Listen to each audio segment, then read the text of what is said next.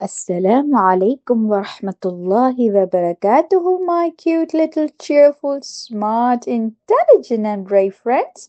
Welcome to the Story House, a place where we present to you an interesting story from the Quran every day. Allah subhanahu wa ta'ala has narrated many stories in the Holy Quran, wise and delightful stories that bring you joy and inspiration, while we learn wonderful things from the true stories, old and new. So, let's embark on a thrilling journey into the world of the Quran. But before listening to the story, make sure you have completed all your tasks properly so that you can enjoy listening to the story uninterrupted. And I really admire all of you being a part of this story.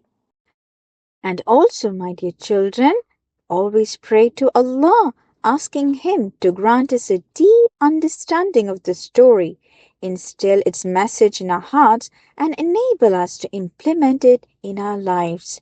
Ameen. We were listening to the best story in the Quran, Ahsan al-Qasas, which is found in the 12th and 13th juz of the Quran. Previously, we heard that Prophet Yusuf alayhi was sent to prison, where he started interpreting dreams for people. Due to this, people began calling him Mu'abbir, meaning the interpreter of dreams. One of the prisoners whom Prophet Yusuf alayhi had foretold would be released forgot about him after gaining freedom. Years passed until one day the king of Egypt had a strange dream. The king gathered his courtiers, scholars, and astrologers and said, "Last night I saw a very strange dream. I saw 7 fat cows being eaten by 7 thin cows, and 7 green ears of grain alongside 7 dry ones. Can you interpret this dream?" The courtiers replied, "We do not know. This dream seems disturbing and confusing." Adghat al-Ahlam. At that moment, the king's cupbearer, who was previously in prison, suddenly remembered that there was someone who could interpret dreams. He told the king, "I can find out its meaning. Allow me to go to the prison." The king permitted him, and he went to Prophet Yusuf alayhi in prison and told him the dream. Prophet Yusuf alayhi interpreted it. For the next 7 years, there will be abundant harvest.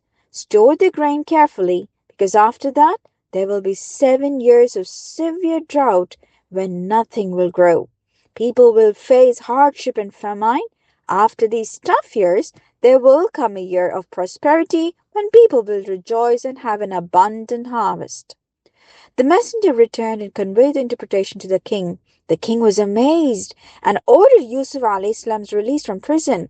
However, Prophet Yusuf alayhi refused to leave prison unjustly. He said, "I will not leave until my innocence is proven. Go to the women, including Zuleika, who falsely accused me, and ask them who was at fault."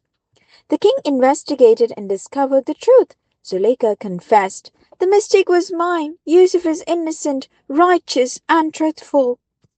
This is where the 13th juz begins. Since part of the story was in the 12th juz and the rest continues in the 13th juz, we now move forward. Now that Prophet Yusuf alayhi's innocence was proven, he appeared before the king.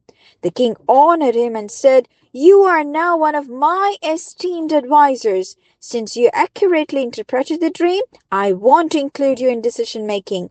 What role do you suggest for yourself?" Prophet Yusuf alayhi replied, "Appoint me as a minister of finance or treasurer, so I can manage the resources efficiently." The king accepted the proposal and entrusted him with Egypt's economic affairs. Prophet Yusuf alayhi prepared Egypt for the upcoming famine by storing surplus grain for 7 years. Then came the years of drought. People from all over the region came to Egypt to buy food. Among them were Yusuf's brother, who had traveled from Canaan, Palestine. Yusuf alayhi recognized them immediately, but they didn't recognize him. After giving them food, he asked, "I have heard you have a younger brother. Bring him next time, or you will not receive any more grain." His brothers replied, "Our father is very protective of a younger brother, Binyamin, but we will try to convince him." Before they left, Prophet Yusuf alayhi secretly ordered his servants to return their money in the bags, so they would be forced to return. When they reached home and opened their bags, they were astonished to find their money inside.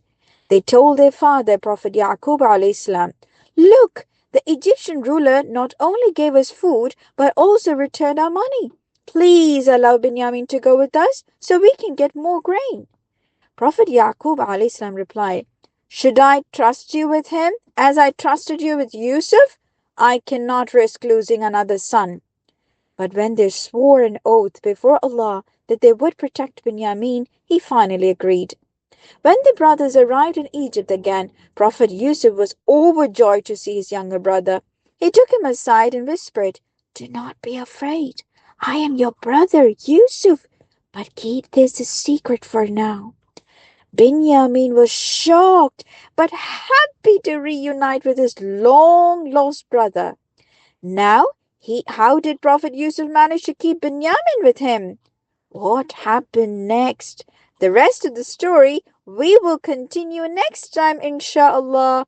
That's all for today. Do not forget to pray after every salah for yourself and for the entire ummah. If you like the story, please like, subscribe, and share it. Inshallah. Assalamu alaikum wa rahmatullahi wa barakatuhu.